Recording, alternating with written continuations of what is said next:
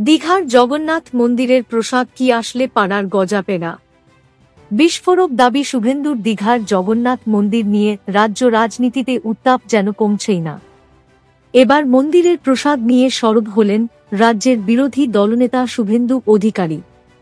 তার দাবি, প্রসাদ নাম দিয়ে হিন্দুদের আস্থায় আঘাত করা হচ্ছে। শুক্রবার সাংবাদিক বৈঠকে শুভেন্দু জানান, প্রসাদের নামে স্থানীয় মিষ্টির দোকান থেকে গজা, পেঁড়া নিয়ে বিতরণ করা হচ্ছে, যা দীঘা থেকে আসছে না। শুভেন্দু কটাক্ষ করে বলেছেন, এটা মমতা বন্দ্যোপাধ্যায়ের প্রসাদ। রাজ্যবাসীর উদ্দেশ্যে তাঁর বার্তা, পচে না গেলে নেবেন, তবে প্রসাদ হিসেবে গ্রহণ করবেন না। তিনি আরও দাবি করেন, আমরা পর্দাফাঁস করলাম, হিন্দুদের আস্থায় আঘাত, চরম মিথ্যাচার। ঠিক কি বলেছেন শুভেন্দু?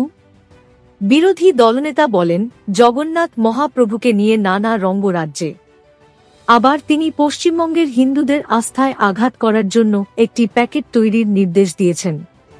প্যাকেটটির দাম 20 টাকা। একটা গজা, একটা পেঁড়া। এতে আপত্তি নেই। 20 টাকা বরাদ্দতেও আপত্তি নেই। লোকাল মিষ্টি দোকানে হচ্ছে, দীঘা থেকে আসছে না। দুয়ারে রেশনের মাধ্যমে দীঘার প্রসাদ বিলির নির্দেশ দেওয়া হয়েছে। মুখ্যমন্ত্রী মমতা বন্দ্যোপাধ্যায়কে কটাক্ষ করে শুভেন্দু আরও বলেন, এটাই নাম দেওয়া হয়েছে। কত বড় আস্থায় আঘাত! এটা মমতা ব্যানার্জির গজা, পেঁড়া হিসেবে নেবেন, প্রসাদ হিসেবে নেবেন না, যদি প্রকৃত হিন্দু হন। প্রসঙ্গত, দীঘার জগন্নাথ মন্দির নিয়ে প্রথম থেকেই সরগরম রাজ্য রাজনীতি। এর আগে বিরোধী দলনেতা দাবি করেছিলেন, দীঘার জগন্নাথ ধামে বিগ্রহ নির্মাণের জন্য ওড়িশা থেকে নিমকাঠ চুরি করা হয়েছে।